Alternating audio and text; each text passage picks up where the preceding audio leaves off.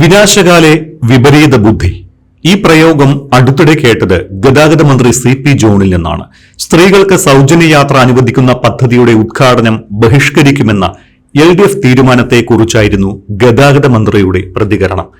പറഞ്ഞത് LDFനെയാണ് എങ്കിലും അത് ചെന്നുകൊള്ളുന്നത് CPMനാണ്.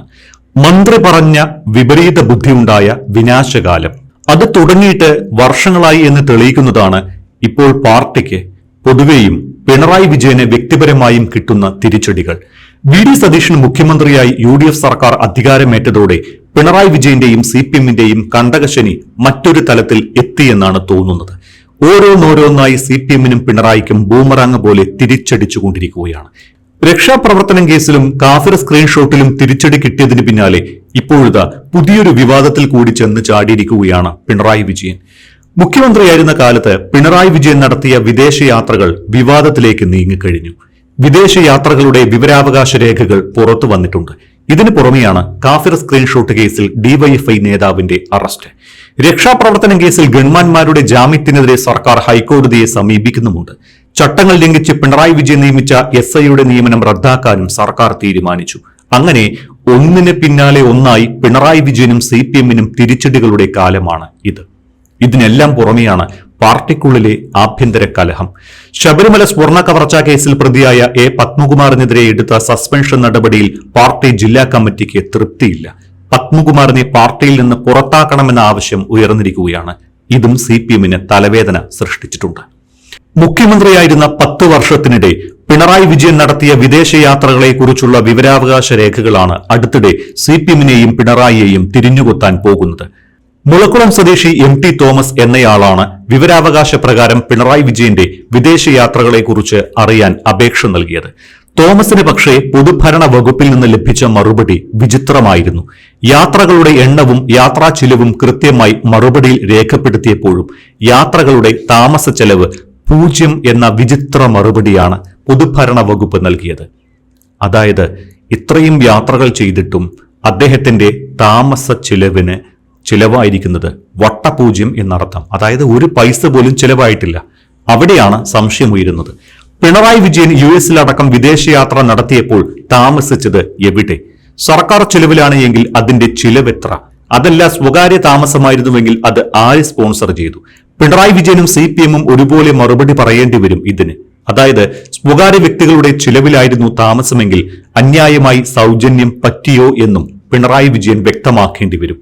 അത് CPMനെ പുതിയൊരു വിവാദത്തിലേക്ക് കൊണ്ട് ചെന്നെത്തിക്കുകയും ചെയ്യും. കഴിഞ്ഞ 10 വർഷത്തിനിടെ 17 രാജ്യങ്ങൾ സന്ദർശിക്കുന്നതിനായി 30 വിദേശയാത്രകളാണ് പിണറായി വിജയൻ നടത്തിയത് എന്ന് വിവരാവകാശ രേഖകൾ പറയുന്നുണ്ട്. എന്നാൽ പൊതുഭരണ വകുപ്പ് പുറത്തുവിട്ടതാകട്ടെ കേവലം 8 യാത്രകളുടെ ചിലവ് മാത്രം. ബാക്കി 22 യാത്രകളുടെയും ചിലവ് മറച്ചുവെച്ചിരിക്കുന്നു.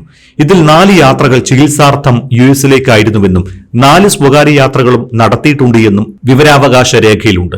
8 യാത്രകൾക്കായി ചിലവഴിച്ചത് 74,59,364 രൂപയാണ് എന്നാണ് വിവരാവകാശ രേഖ പ്രകാരമുള്ള മറുപടിയിൽ വ്യക്തമാക്കുന്നത്. അതായത് 3/4 കോടിയോളം രൂപ.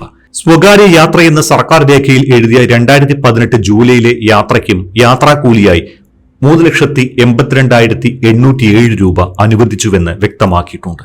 വിദേശയാത്രകളുടെ പേരിൽ പിണറായി വിജയൻ നടത്തിയത് വൻ ധൂർത്താണ് എന്നാണ് വിവരാവകാശ രേഖകളിൽ നിന്ന് മനസ്സിലാകുന്നത്.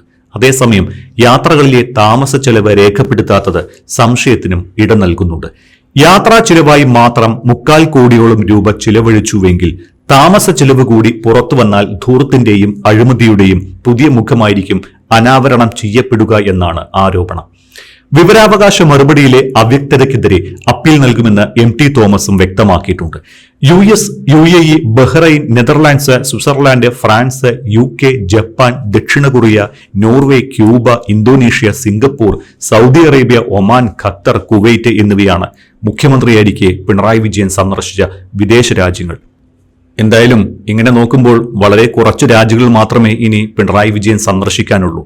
ഒരു 5 വർഷം കൂടി ഭരണം കിട്ടിയിരുന്നുവെങ്കിൽ ഒരുപക്ഷെ മോദിയെ കടത്തിവിട്ടുമായിരുന്നു നമ്മുടെ പിണറായി സഖാവ്. മുൻ LDF സർക്കാരിന് തിരിച്ചടിയാകാൻ പോകുന്ന മറ്റൊരു കാര്യം ബോഡി ബിൽഡിംഗ് താരം ഷിനു ചൊവ്വയ്ക്ക് ചട്ടവിരുദ്ധമായി പോലീസിൽ SI നിയമനം നൽകിയതാണ്. ഷിനു ചൊവ്വയുടെ നിയമനം റദ്ദാക്കാൻ സർക്കാർ തീരുമാനിച്ചു. ശാരീരിക ക്ഷമതാ പരീക്ഷയിൽ പരാജയപ്പെട്ടിട്ടും ഷിനു ചൊവ്വയ്ക്കും ചിത്രേഷ് നടേശനും PSCയെ പോലും മറികടന്ന് നിയമനം നൽകുകയായിരുന്നു. അതുകൊണ്ട് തന്നെ ഷിനുവിന്റെ നിയമനം റദ്ദാക്കുന്നതിന് മുന്നോടിയായി ഇദ്ദേഹത്തിന്റെ SI പരിശീലനം നിർത്തിവെക്കാൻ ആഭ്യന്തരമന്ത്രി രമേശ് ചെന്നിത്തല ഉത്തരവിട്ടു. ഷിനുവിന്റെയും ചിത്രേഷിന്റെയും നിയമനം PSCയെ ഒഴിവാക്കി നൽകാനുള്ള ശ്രമം നടന്നിരുന്നു. പക്ഷേ കായികക്ഷമതാ പരീക്ഷയിൽ ഇരുവരും പരാജയപ്പെട്ടു. ഇതോടെ ഉന്നത ഉദ്യോഗസ്ഥർ നിയമനത്തെ എതിർത്തുവെങ്കിലും മുഖ്യമന്ത്രിയുടെ ഓഫീസ് തീരുമാനത്തിൽ ഉറച്ചു നിന്നുകൊണ്ടാണ് കായികക്ഷമതാ പരീക്ഷയിൽ തോറ്റവരെയും പങ്കെടുക്കാനെത്തിയവരെയും SI ആയി നിയമിച്ചുകൊണ്ട് DGP റവാഡ A ചന്ദ്രശേഖർ ഉത്തരവിറക്കിയത്. ഒരു വർഷത്തെ പോലീസ് പരിശീലനത്തിന് ശേഷം ഇരുവർക്കും SI ആയി നിയമനം നൽകാനായിരുന്നു ഉത്തരവ്. ഈ ഉത്തരവ് പ്രകാരമുള്ള പരിശീലനമാണ് ഇപ്പോൾ നിർത്തിവച്ചിരിക്കുന്നത്.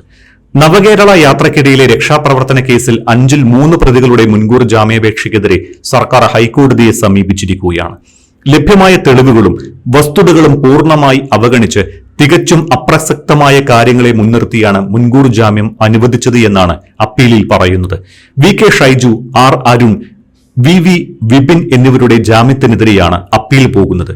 യൂത്ത് കോൺഗ്രസ് നേതാക്കളെ മർദ്ദിക്കാനായി ഉപയോഗിച്ച സാധനങ്ങൾ ഇതിനകം തന്നെ സറണ്ടർ ചെയ്തു എന്ന തെറ്റായ ധാരണയുടെ പുറത്താണ് കീഴ്ക്കോടതി ഉത്തരവ് പുറപ്പെടുവിച്ചത് എന്നും ഈ നിരീക്ഷണം നിലവിൽ നടക്കുന്ന അന്വേഷണത്തെ ദോഷകരമായി ബാധിക്കുമെന്നും അപ്പീലിൽ ചൂണ്ടിക്കാട്ടിയിട്ടുണ്ട്.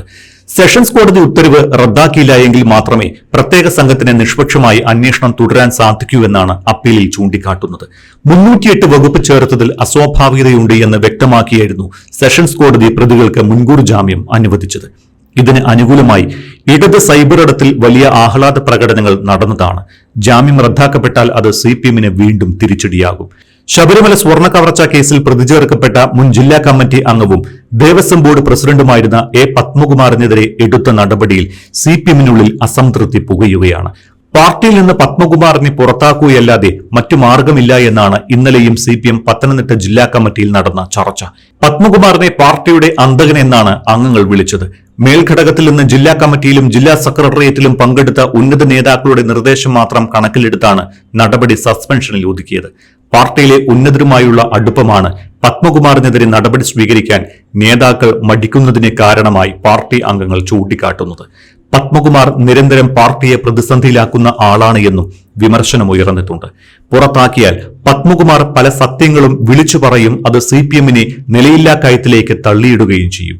നടപടിയെടുത്തില്ലെങ്കിൽ അണികൾ ഇടയും. അതും പാർട്ടിക്ക് പ്രതിസന്ധി ഉണ്ടാക്കും.